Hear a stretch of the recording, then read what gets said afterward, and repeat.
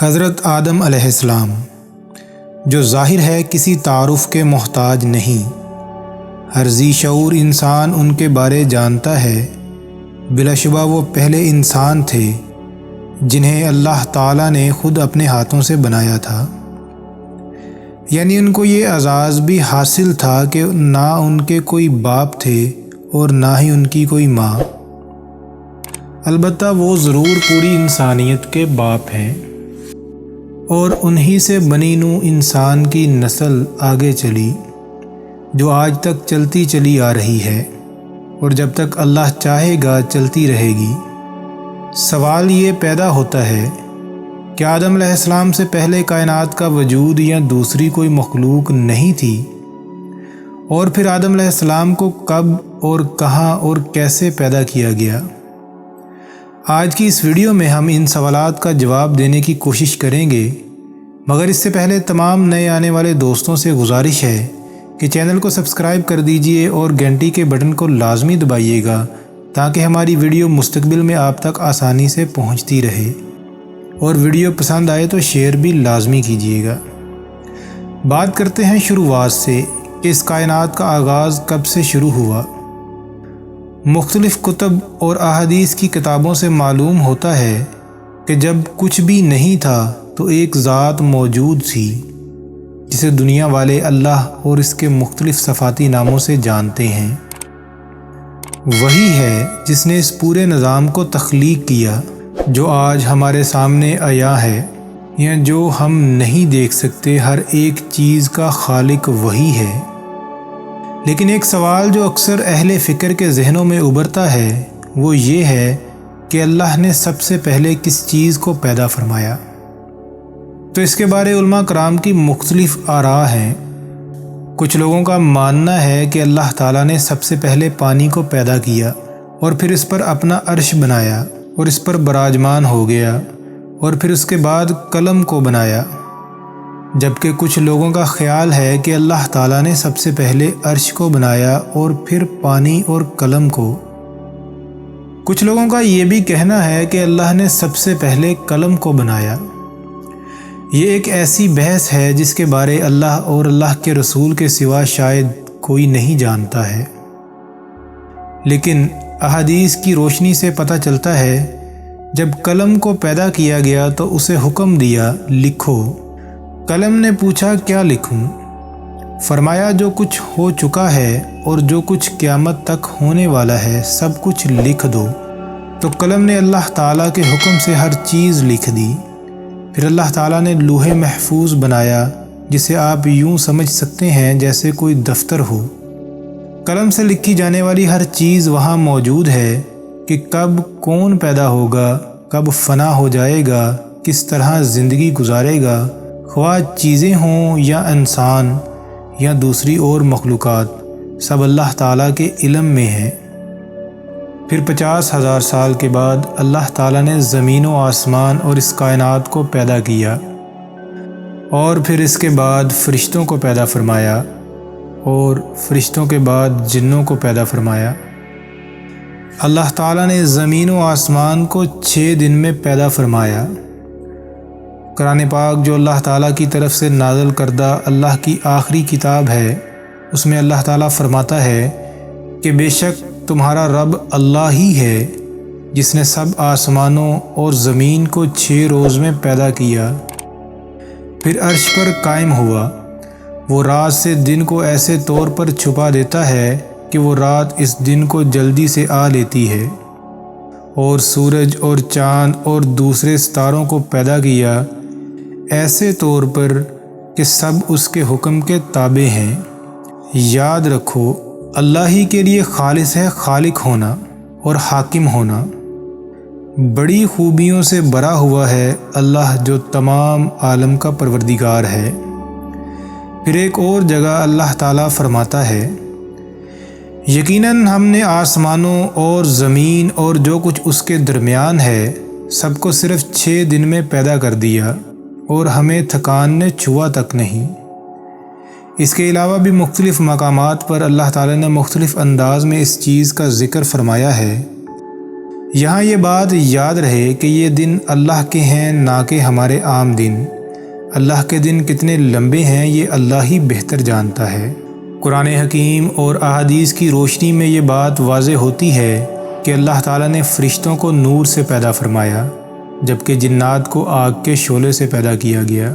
ہمارے باپ یعنی حضرت آدم علیہ السلام کو پیدا کرنے سے پہلے ہی جنات کو زمین پر بھیج دیا گیا تھا، یعنی انسانوں کا اس وقت کہیں نام و نشان تک نہ تھا، مگر جنوں نے زمین پر بہت فساد مچا رکھا تھا، آپس میں قتل و غارت کا بازار گرم کیے رکھا تھا، تو اللہ تعالیٰ نے فرشتوں کو زمین پر بھیجا جنہوں نے انہیں مار مار کر جزیروں تک محدود کر دیا۔ جنوں میں سے ایک جن عزازیل بھی تھا، کہا جاتا ہے کہ وہ اللہ تعالیٰ کا بہت عبادت گزار تھا۔ یہ بھی کہا جاتا ہے کہ یہ جنوں کا جد امجد تھا، تو فرشتے اسے اپنے ساتھ آسمان پر لے گئے۔ وہاں اس نے تعلیم حاصل کی اور جلد ہی اللہ تعالیٰ کی دی ہوئی صلاحیتوں کی وجہ سے اس کا شمار فرشتوں کے استاد کے طور پر ہونے لگا۔ وہ فرشتوں کے منبر پر بیٹھ کر انہیں درس دیا کرتا تھا، لیکن اپنے تکبر اور نافرمانی کی وجہ سے ابلیس کہلایا، جسے دنیا والے اب شیطان کے نام سے جانتے ہیں۔ آپ سوچ رہے ہوں گے کہ اتنا عبادت گزار جن کیسے اپنی راہ سے بھٹک گیا؟ آخر کس چیز نے اسے تکبر کرنے پر مجبور کیا اور اسے اللہ تعالیٰ کے دربار سے ذلیل و رسوا ہو کر نکلنا پڑا؟ اس کی ابتدا اس وقت ہوئی جب اللہ تعالیٰ نے فرشتوں سے کہا کہ میں زمین پر اپنا خلیفہ بنانے والا ہوں۔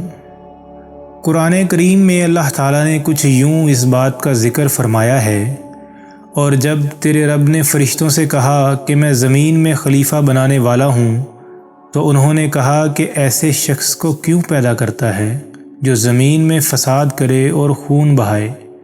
ہم تیری تسبیح اور پاکیزگی بیان کرنے والے ہیں۔ اللہ تعالیٰ نے فرمایا جو میں جانتا ہوں تم نہیں جانتے۔ اللہ تعالیٰ نے آدم علیہ السلام کی پیدائش مٹی سے کی، جس کو زمین سے لے جایا گیا۔ مٹی پوری زمین سے تھوڑی تھوڑی اکٹھی کی گئی تھی، جس وجہ سے انسان اپنی رنگت کے اعتبار سے مختلف نظر آتا ہے۔ کوئی کالا ہے تو کوئی گندمی رنگت کا، کوئی سفید ہے تو کوئی سرخ رنگ کا۔ انسان کو اللہ تعالیٰ نے مختلف مراحل میں پیدا کیا۔ سب سے پہلے سوکھی مٹی کو بھگویا گیا، پھر جب وہ مٹی لیس دار گارے کی شکل میں آ گئی تو اللہ تعالیٰ نے اس مٹی سے آدم علیہ السلام کا اسٹیچو بنایا، اور اسٹیچو بنانے کے بعد 40 دن یا بعض روایات میں 40 سال کی مدت بھی ملتی ہے، انہیں اسی حالت میں چھوڑ دیا گیا۔ مٹی جیسے جیسے خشک ہوتی گئی اس میں سے بو پیدا ہونے لگی، اور ساخت کے اعتبار سے ایسی صورت بن گئی جسے ٹھوکنے سے آواز پیدا ہوتی ہے، جسے قرآن کریم میں فخار کہا گیا ہے، یعنی ٹھیکری کی طرح کی کھنکھنانے والی۔ اس کے بعد اللہ تعالیٰ نے اسی خاک میں اپنی روح پھونکی، اور روح پھونکنے سے پہلے فرشتوں کو حکم دیا کہ جب میں اس میں روح پھونکوں تو تم سب سجدے میں گر پڑنا۔ روح جیسے ہی ناک کے نتنوں سے داخل ہو کر دماغ تک پہنچی تو حضرت آدم علیہ السلام کو ایک چھینک آئی، تو انہیں اللہ کی طرف سے الہام ہوا کہ کہو الحمدللہ، تو انہوں نے چھینک لیتے ہی الحمدللہ کہا، جس کے جواب میں عرش معلیٰ سے یرحمک اللہ کی آواز آئی، یعنی اللہ تجھ پر رحم کرے گا۔ اس لیے اب جب بھی کسی کو چھینک آئے تو اسے الحمدللہ اور پاس سننے والے کو جواب میں یرحمک اللہ لازمی کہنا چاہیے۔ اور پھر روح رفتہ رفتہ آدم علیہ السلام کے جسد خاکی میں سرایت کر گئی، اور یوں وہ مٹی کا پتلا ایک زندہ انسان بن گیا جو آدم کہلایا۔ حدیث شریف سے پتہ چلتا ہے کہ حضرت آدم علیہ السلام کو جب پیدا کیا گیا تو ان کا قد 60 ہاتھ لمبا تھا۔ مزید یہ کہ جنت میں جو لوگ داخل ہوں گے آدم کی طرح ہی نظر آئیں گے۔ قرآن پاک میں اللہ تعالیٰ فرماتا ہے کہ اللہ تعالیٰ نے آدم علیہ السلام کو تمام نام سکھا دیے، پھر فرشتوں سے کہا اے فرشتوں ان چیزوں کے نام بتاؤ۔ سب فرشتوں نے کہا ہمیں تو بس اتنا ہی علم ہے جتنا تو نے ہمیں دیا ہے۔ ان کے نام ہمیں معلوم نہیں، تو ہی سب چیزوں کا جاننے والا ہے اور بڑی ہی حکمت والا ہے۔ پھر اللہ تعالیٰ نے آدم علیہ السلام سے کہا کہ تم ان چیزوں کے نام بتا دو۔ جب انہوں نے ان سب چیزوں کے نام بتا دیے تو اللہ تعالیٰ نے فرشتوں سے کہا، کیا میں نے تمہیں نہیں کہا تھا کہ میں آسمانوں اور زمین کے بید جانتا ہوں، اور جو کچھ تم ظاہر کرتے ہو اور جو کچھ تم چھپاتے ہو مجھے اس سب کا علم ہے۔ اس سے ایک یہ بات بھی واضح ہوتی ہے کہ انسان کو علم حاصل کرنے کی طرف بار بار کیوں ترغیب دلائی جاتی ہے، کیونکہ یہی وہ چیز ہے جو انسان کو باقی مخلوقات سے منفرد اور برتر بناتی ہے۔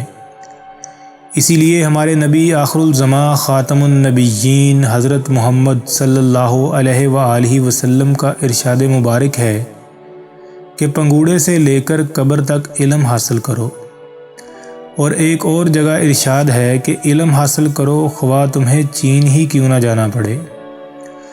سوال یہاں یہ پیدا ہوتا ہے کہ وہ آخر کون سے علوم تھے جو فرشتوں کو بھی پتہ نہ تھے اور صرف آدم علیہ السلام کو سکھائے گئے؟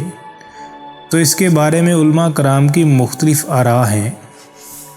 ایک یہ کہ کائنات کی وہ تمام اشیاء جو ماضی سے مستقبل تک وجود میں آنے والی تھیں، ان سب کے نام اور ان کی حقیقت کا علم آدم علیہ السلام کو دیا گیا۔ دوسری رائے یہ ہے کہ اس وقت جتنی چیزیں کائنات میں موجود تھیں ان سب کا علم عطا کیا گیا۔ تیسری رائے یہ ہے کہ زمین میں رہائش اور یہاں حکومت کرنے کے لیے جس قدر علوم کی ضرورت تھی وہ سب علوم عطا کیے گئے، مثلاً طب، انجینئرنگ اور ہندسہ وغیرہ۔ اور چوتھی اور آخری رائے یہ ہے کہ انسانوں کے اندر جو غصہ، شہوت، بھوک، حسد، تکبر، الغرض بہت سی باطنی کیفیات و احساسات ہیں جنہیں انسان ہی سمجھ سکتے ہیں، فرشتوں کے اندر وہ جذبات و احساسات نہیں ہیں، اس لیے وہ ان کے نام بتا نہیں سکے۔ بہرحال حضرت آدم علیہ السلام کو صفت علم سے اس طرح نوازا گیا کہ فرشتوں کے لیے بھی ان کی برتری اور استحقاق خلافت کے اقرار کے علاوہ چارہ کار نہ رہا، اور یہ ماننا پڑا کہ اگر ہم زمین پر اللہ تعالیٰ کے خلیفہ بنائے جاتے تو دنیا کے تمام بیدوں سے ناآشنا رہتے۔ جب حضرت آدم علیہ السلام کی علمی برتری تمام جنات و ملائکہ پر آشکار اور ظاہر ہو گئی تو اب آدم علیہ السلام کا اعزاز اور بڑھا۔ پھر اللہ تعالیٰ نے انہیں سجدے کا حکم دیا، فرمایا آدم علیہ السلام کو سجدہ کرو، تو فوراً تمام فرشتوں نے تعمیل کی اور سجدے میں گر پڑے، سوائے شیطان کے، وہ سجدے میں نہ جھکا۔ اس کے متعلق قرآن کریم سے ہمیں متعدد آیات ملتی ہیں۔ سورۃ الاعراف میں اس کا ذکر کچھ ان الفاظ میں آیا ہے، اور ہم نے تمہیں پیدا کیا، پھر تمہاری صورت بنائی، پھر فرشتوں سے کہا کہ آدم کو سجدہ کرو، چنانچہ سب نے سجدہ کیا سوائے ابلیس کے، وہ سجدہ کرنے والوں میں شامل نہ ہوا۔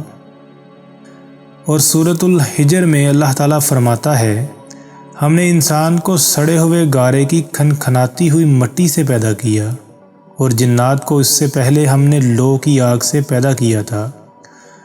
اور وہ وقت یاد کرو جب تمہارے پروردگار نے فرشتوں سے کہا تھا کہ میں گارے کی کھنکھناتی مٹی سے ایک بشر کو پیدا کرنے والا ہوں، لہٰذا جب میں اس کو پوری طرح بنا لوں اور اس میں اپنی روح پھونک دوں تو تم سب اس کے آگے سجدے پہ گر جانا۔ چنانچہ سارے کے سارے فرشتوں نے سجدہ کیا سوائے ابلیس کے کہ اس نے سجدہ کرنے والوں میں شامل ہونے سے انکار کر دیا۔